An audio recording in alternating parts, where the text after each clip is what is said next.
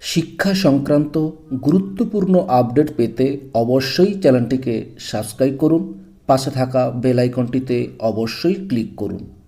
নমস্কার, আপনি দেখছেন শুভেন্দু একাডেমিক ইউটিউব চ্যানেল।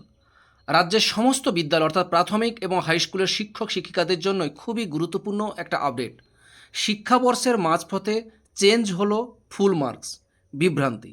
এই নিয়ে এই সময় একটা গুরুত্বপূর্ণ পত্রিকাতে একটা গুরুত্বপূর্ণ রিপোর্ট আপনাদের সঙ্গে শেয়ার করব। দেখুন, শিক্ষাবর্ষের মাঝপথে স্কুলে স্কুলে পড়ুয়াদের হলিস্টিক রিপোর্ট কার্ডের মাধ্যমে মূল্যায়ন প্রক্রিয়ার ফুল মার্কস বদল ঘিরে দেখা দিল বিভ্রান্তি।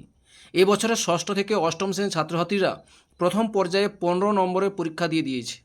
তার রেজাল্টও বাংলার শিক্ষা পোর্টালে আপলোড করেছেন শিক্ষক শিক্ষিকারা।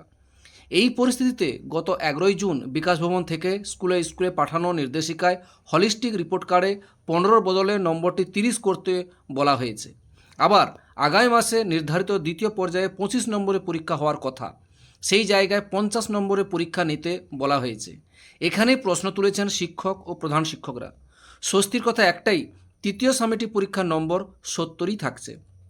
প্রাথমিক শিক্ষা পর্ষদ ও মধ্যশিক্ষা পর্ষদের অভিযোগ, শিক্ষাবর্ষ শুরুর মাঝপথে পরীক্ষার মোট নম্বর পরিবর্তন নিয়ে তাদের সঙ্গে কোনো আলোচনাই করেননি বিকাশ ভবনের কর্তারা।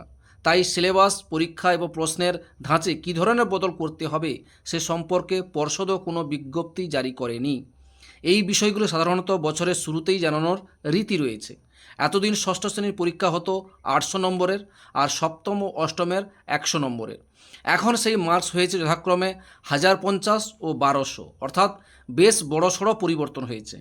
মিত্র ইনস্টিটিউশন ভবানীপুর ব্রাঞ্চের প্রধান শিক্ষক রাজা দে বলেন, বছরের শুরুতেই যেমন নির্দেশ ছিল সেই মতোই বিষয়পিছু 15 নম্বরের পরীক্ষা হয়েছে। সেখানে এখন কি করে পরিবর্তন সম্ভব বুঝতে পারছি না।